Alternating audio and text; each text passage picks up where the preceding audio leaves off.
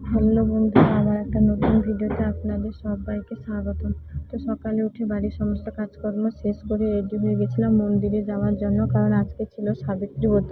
তো আমাদের ওয়েস্ট বেঙ্গলের দিকে তো এই ব্রতটা নেই, উড়িষ্যার দিকে এই ব্রতটা আছে। কারণ ওয়েস্ট বেঙ্গলে হচ্ছে আমার বাবার বাড়ি, আর উড়িষ্যাতে হচ্ছে আমার শ্বশুর বাড়ি। তো আমার শ্বশুর বাড়ির এদিকে সবাই সাধবা নারীরা এই ব্রতটা করে।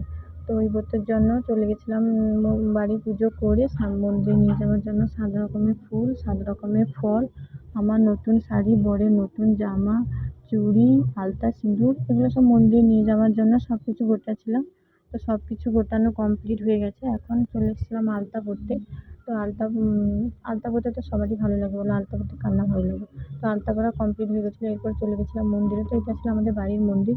তো মন্দিরে গিয়ে ফল কাটতে বসে গেছিলাম। তো ফল কাটার পর এখানে পুজো আরও চলছিল। পুজো করার পর সমস্ত মানে সবার আলতা, সিঁদুর, শাড়ি সব কিছু ঠাকুরের কাছে লাগানো হয়েছিল। তো সেগুলো লাগিয়ে বাড়িতে এসে নতুন শাড়ি, বরকে নতুন জামা পরিয়ে, বরের হাত থেকে যে চুড়িগুলো, সেই চুড়ি, সিঁদুর সব কিছু করে এই নিয়মটা মানে এরকম নিয়ম করে ব্রতটা ভাঙতে হয়। যখন সত্যযুগে যখন সাবিত্রী যমরাজার কাছ থেকে সত্যবানের প্রাণ ফিরতে গেছিলো, তখন সাবিত্রী এই দিনে এই ব্রতটা করেছিল।